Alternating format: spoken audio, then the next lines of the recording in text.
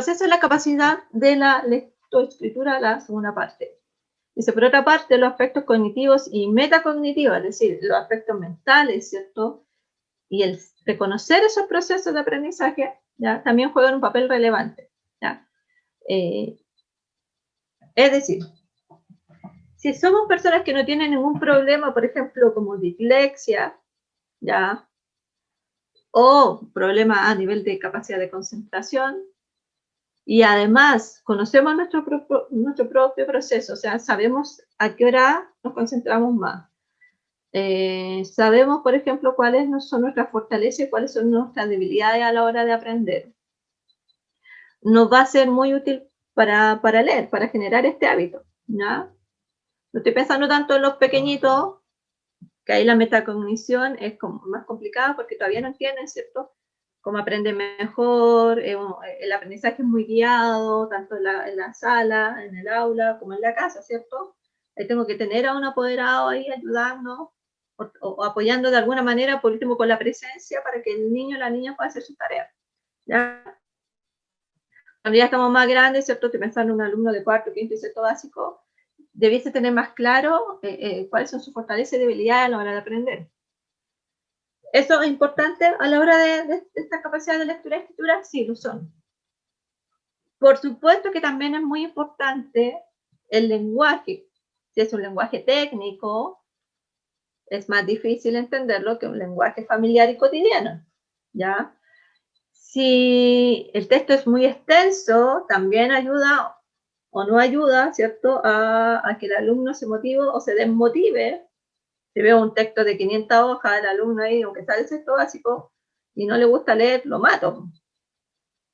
Y le quita leer el texto. Por lo tanto, hay que partir con textos quizás que no sean tan extensos. O cuando son como de temáticas familiares, ¿ya?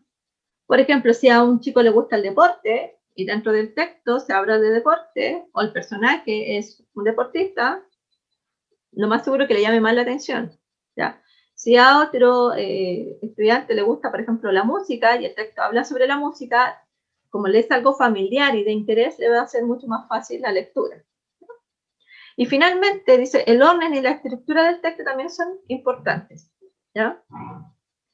Ese, bueno, me imagino, este ya es un dominio más relacionado con la asignatura de lenguaje como tal, pero ustedes saben que los textos se diferencian, ¿cierto?, por la intención comunicativa, por lo que quiere comunicar el escritor.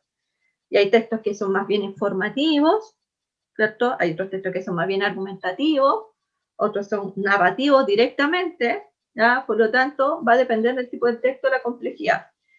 Estoy pensando, por ejemplo, un texto narrativo, una noticia. Una noticia es meramente narrativa porque hay un periodista que cuenta un suceso, ¿ya? Las noticias tienden a ser cortas, por lo tanto es una buena estrategia hacer leer noticias a los estudiantes, por ejemplo, ¿ya? Porque no son muy extensas, por lo tanto, y dicen algo súper concreto. Un instructivo, un texto que nos enseña una receta de cocina, por ejemplo, ¿ya? Me va enseñando el paso a paso. Pero si les planteo, por ejemplo, un ensayo, que es un texto argumentativo, siempre los ensayos son más complejos, por lo tanto, el estudiante le va a costar más entender ese tipo de texto, ¿ya? Por lo tanto, también es importante visualizar qué texto es más pertinente hacer leer a mi curso según el nivel. Primero, segundo, tercero, cuarto, quinto, sexto básico. ¿Cómo lo hago? Como los más pequeñitos, de pre-kinder y kinder, ¿cierto? Por suerte hay harta literatura para esa edad, asociada a cuentos, ¿cierto? La mayoría, o a fábulas, ¿ya? Y muy relacionado a imágenes, ¿ya? Algo muy interesante en cuanto a sobre todo a esa primera fase preescolar es el cuentacuentos, por ejemplo, ¿ya? A lo mejor un gran apoyo sería quizá el mismo YouTube, donde ahí de repente ya hay videos donde hay cuentacuentos, que uno podría rescatarlo para los estudiantes más pequeñitos.